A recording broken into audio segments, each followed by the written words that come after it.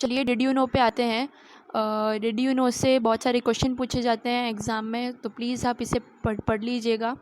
Since the opening of the Suez canal in 1869 India's distance from Europe has been reduced by 7,000 kilometre. अब जब से ये Suez canal खुला है 1869 में, अब जो इंडिया का जो डिस्टेंस है यूरोप से वो कम हो चुका है 7,000 किलोमीटर से। ठीक है, तो चलिए आगे बढ़ते हैं।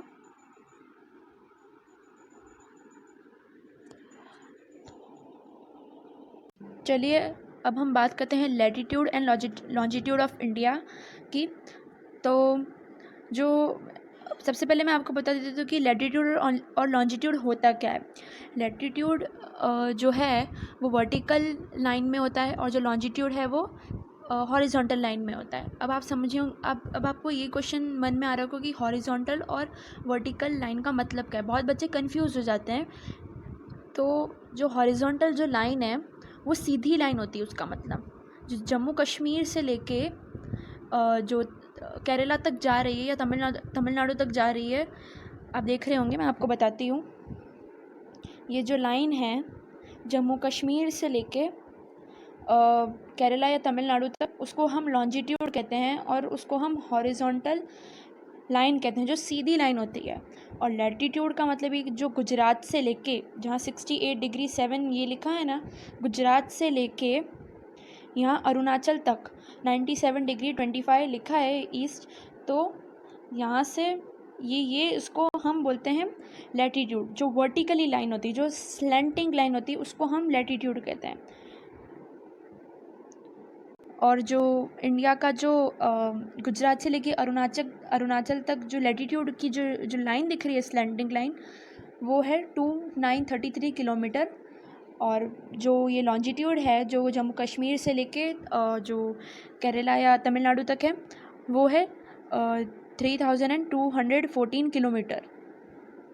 अब हम स्टैंडर्ड मेरिडियन की बात करते हैं। स्टैंडर्ड मेरिडियन बहुत ही यूज़फुल है क्योंकि उसके कारण ही हमें इंडिया का टाइम पता चलता है, उसके कारण ही हमें टाइम का पता चलता है।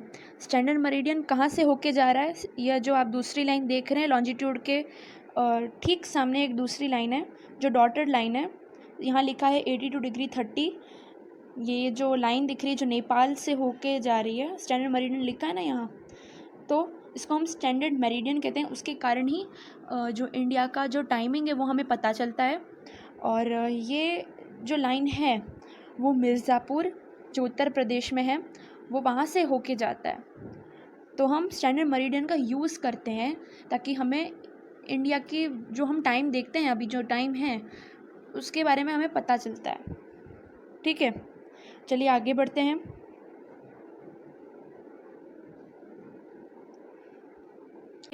पूरे पैरा को समझते हैं।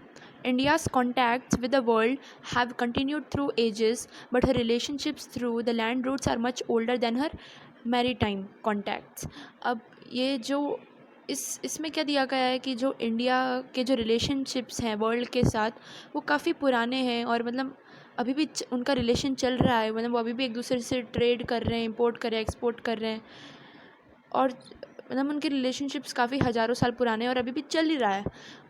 Through land routes are much older than maritime contacts.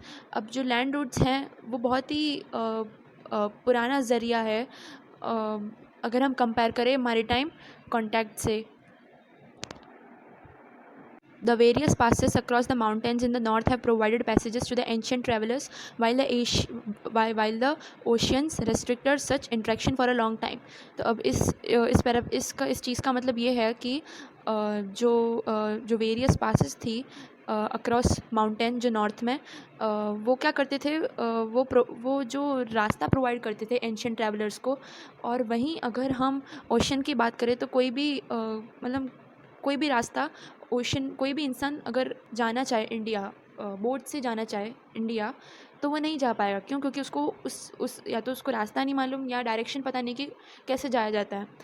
तो यहीं पे यहाँ लैंड रूट और ओशन रूट के बारे में डिस्कस किया गया है कि लैंड रूट जो है वो रास्ता प्रोवाइड करते थे एंशियंट ट्रैवलर्स को, और जो ओशन है वो मतलब किसी को पहले पता नहीं था ना कि कौन से डायरेक्शन में आना है, कौन से डायरेक्शन में वापस जाना है, तो यहाँ ओशन और लैंड रूट के बारे में बात की गई है. These routes have contributed in the exchange of ideas and commodities since ancient times. The ideas of Upanishads and Ramayana, the story of Panchtantra, the Indian numerals, and the decimal system thus could reach many parts of the world. The spices, the muslin, and other merchandise were taken from India to different countries. On the other hand, the influence of Greek sculpture and the architectural styles of dome and minarets from West Asia can be seen in different parts of our country.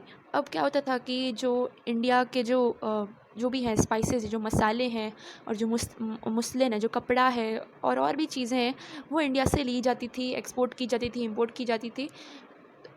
तो इसीलिए भी वो land route काम आता है. On the other hand, the influence of Greek culture और architecture of dome and minarets from West Asia can be seen in different parts of country.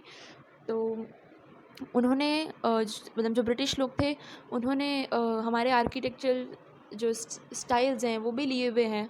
तो हमें हमारे जितने भी जो आर्किटेक्चरल स्टाइल्स थे, जितने भी ताजमहल वगैरह, कोई भी आर्किटेक्चरल स्टाइल है हमारे इंडिया का, वो different parts of the country में हमें मिलता है. चलिए अब आगे बढ़ते हैं इंडियाज़ नेबर की. अब इंडिया के पड़ोसी के बारे में हम पढ़ेंगे.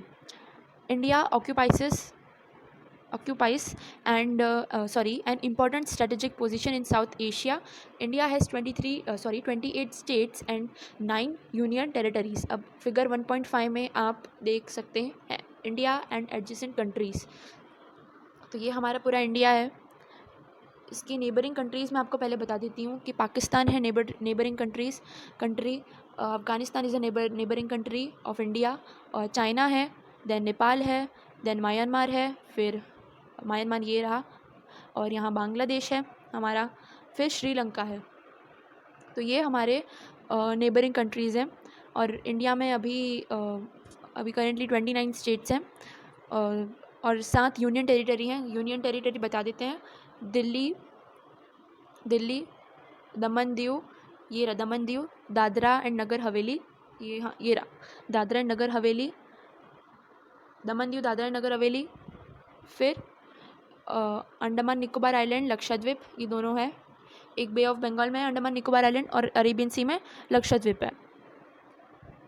अभी हाल ही में जम्मू एंड कश्मीर जो है, अभी हमारे नए यूनियन टेरिटरी बने. तो अभी ये टोटल 9 यूनियन टेरिटरी है हमारे. Jammu Kashmir and Ladakh are also our union territories. और चंडीगढ़ भी हमारा एक यूनियन टेरिटरी है. आई थिंक सारे यूनियन टेरिटरी कवर हो चुके हैं. पुडुचेरी भी है एक यूनियन टेरिटरी हमारा इंडिया का. ना मैं आपको दिखाती हूँ. पुडुचेरी ये रहा हमारा.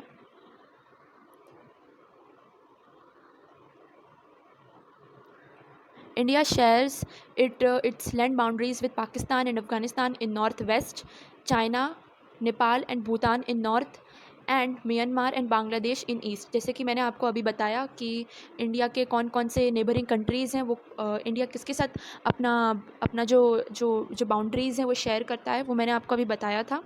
पाकिस्तान और अफगानिस्तान नॉर्थ वेस्ट में है. ये नॉर्थ वेस्ट, ये रहा राजस्थान गुजरात के पास, मतलब ठीक ऊपर राजस्थान के पाकिस्तान, और पाकिस्तान के ऊपर अफ़गानिस्तान नॉर्थ वेस्ट में आता है.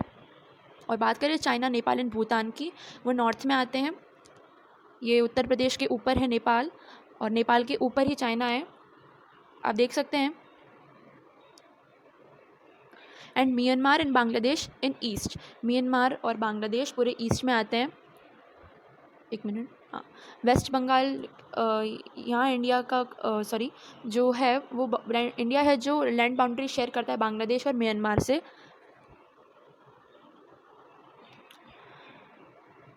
Our southern neighbors across the sea consist of 2 island countries, namely Sri Lanka and Maldives.